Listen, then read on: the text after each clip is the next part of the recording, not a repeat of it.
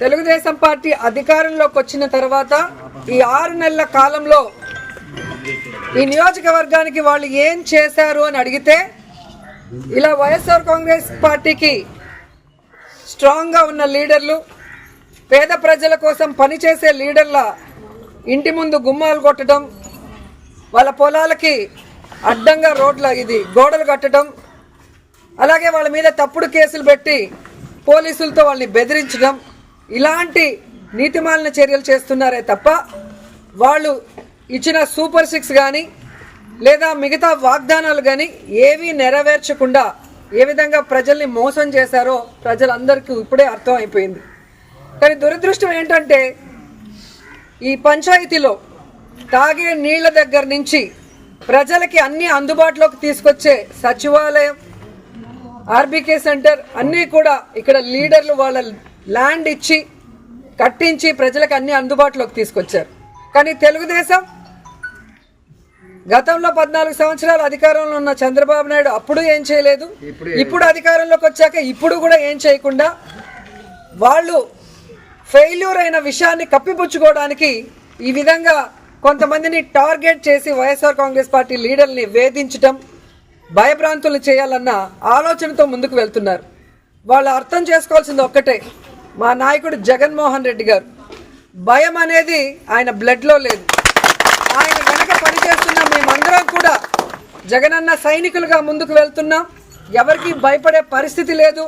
ఎందుకంటే వైఎస్ఆర్ కాంగ్రెస్ పార్టీలో మేము ఎవరు తప్పు చేయలేదు. 5 ఏళ్ళు కూడా ప్రజలకి మంచే చేశాం, నియోజకవర్గాలన్నీ అభివృద్ధి చేశాం. ఈరోజు మీరు మోసంతో అధికారంలోకి వచ్చారు, ఈవీఎంలు మ్యానిపులేట్ చేసి వచ్చారు, ఏ విధంగా సూపర్ 6లు అంటూ ప్రజల్ని మోసం చేసి వచ్చారు. మీరు సిగ్గుపడాలి, మేము సిగ్గుపడాల్సిన అవసరం లేదు. కానీ ఈరోజు టీడీపీ వాళ్ళని హెచ్చరిస్తున్నాం, ఇలాంటి పనికిమాలిన కార్యక్రమాలు మరొకసారి చేస్తే సహించేది లేదు. అధికారంలోకి వచ్చారు, హనీమూన్ పీరియడ్ కదా, 1 ఇయర్ మాకు ఇవ్వండి అంటారనే సైలెంట్గా ఉన్నాం. కానీ రోజు రోజుకి నీతిమాలిన రాజకీయాలు మీరు ఎక్కువ చేస్తున్నారు కాబట్టి ఇక సహించేది లేదు. మేము మా వాళ్ళకి ఎవరికి ప్రాబ్లం చేసినా కూడా ఒక యూనిటీగా మిమ్మల్ని ఎదుర్కొంటామని కూడా ఈ సందర్భంగా తెలియజేసుకుంటున్నాం. ఎందుకంటే గ్రామాల్లో తెలుగుదేశం పార్టీ నాయకులకి ప్రజల్లో గౌరవం లేదు, అభిమానం లేదు కాబట్టే ఈరోజు సీఎల్ని, ఎంఆర్ఓల్ని, ఎంపీడీఓల్ని బెదిరించుకొని వాళ్ళని పంపించి ఇలాంటి నీతిమాలిన చర్యలు చేస్తున్నారు. అసలు ఎంత సిగ్గుచేటంటే మున్సిపాలిటీల్లో రోడ్ల మీదకి వచ్చేస్తుంటే వాటిని ఎవరు కొట్టరు.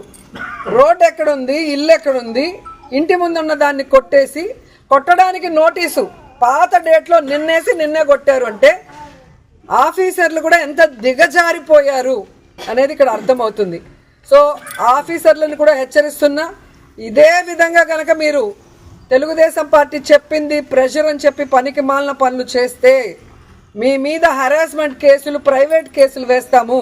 ప్రతి ఒక్కటి మా దగ్గర మీ మాట్లాడింది, మీరు ఇక్కడికి వచ్చి మీరు బిహేవ్ చేసింది, మీరు ఆ నోటీసు అతికిచ్చిన డేటు, టైము అన్నీ కూడా మా దగ్గర ఉన్నాయి.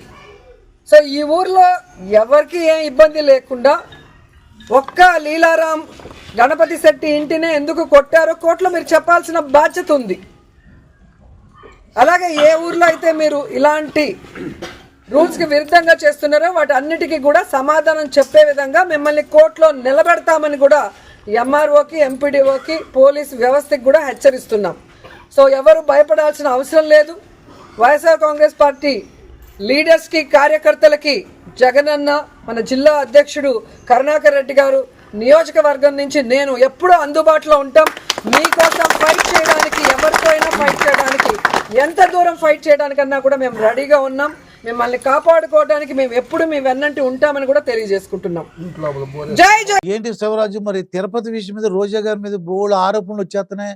4000 టికెట్లు ఉండేవి, ఏది టూరిజం టికెట్లు, మొత్తం ఆయన్ని తీశారు. ఇప్పుడు మీరు సోమవారం వచ్చారా, మంగళవారం వచ్చారా, బుధవారం వచ్చారా అని నార్కే రోజా గారు మా పార్టీయే. ఆమె పర్యాటక శాఖ మంత్రి, రాష్ట్రానికి పర్యాటకులు తీసుకువచ్చేట్టుగా చేయండి అంటే ఏమో పర్యటనలు చేయనిపోతుంది. Dubai, Sri Lanka, Bangkok, Thailand, Pattaya, అదేవిధంగా జర్మనీ కూడా పోయించింది లాస్ట్ లో. జర్మనీ మొన్నదాకా జర్మనీలో ఉండిచ్చింది. అదేవిధంగా కోటాను కోట్ల రూపాయల అవినీతి, దర్శనం టికెట్లు అమ్ముకోవడము, ఓమని ఆరోపణలు ఉన్నాయి. మరి ఈ ఆరోపణలన్నింటినీ విచారణ చేస్తే మరి బిఆర్ నాయుడు గారు గత ప్రభుత్వంలో తిరుమల తిరుపతి దేవస్థానంలో జరిగినటువంటి అవినీతి అక్రమాలు కలియుగ దైవమైనటువంటి వెంకటేశ్వర స్వామిని అడ్డం పెట్టుకొని వ్యాపారాలు చేసినటువంటి ఘనత మా వైసీపీ పార్టీది. మరీ ముఖ్యంగా చిత్తూరులో బడా నాయకులుగా ఉండేటువంటి వైసీపీ నాయకులదేనని చెప్తాను నేను.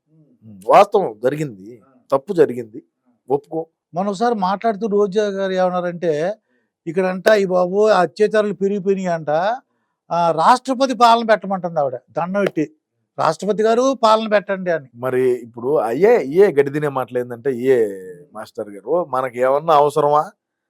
ఇప్పుడు గతంలో మన పార్టీ అధికారంలో ఉంటే ఒక ఎమ్మెల్సీ దళిత డ్రైవర్ని చంపి డోర్ డెలివరీ చేసినటువంటి ఘనత మంది.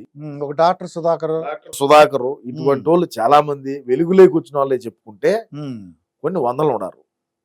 జగనన్న ఇంటికి కూసంత దూరంలో ఒక దళిత అమ్మాయిని గంజాయి మత్తులో ఉండి రేప్ చేసి ఆ అమ్మాయిని చంపేచ్చే జగనన్న ఇంటి దగ్గరనే చెప్తున్నా. ఇది నేనేం వేరే దూరంగానో లేదంటే ఇంకో దగ్గర చెప్పలా. ఏమైంది? ఒక అమర్నాథ్ గౌడ్ మా అక్కగారిని ఏడిపియద్దు, మా అక్క చదువుకునేదాన్ని పోవాలంటే ఆ అబ్బాయి మీద పెట్రోల్ పోసి చంపేశారు. అదేమైంది? ఎంతమంది మహిళల మీద దాడులు జరిగినాయి, ఎంతమంది మహిళలు అదృశ్యమైనారు, ఎంతమంది మహిళల మీద హత్యలు జరిగినాయి. వీటన్నిటినీ ఉన్నప్పుడు నువ్వు ఎందుకు మాట్లాడలా?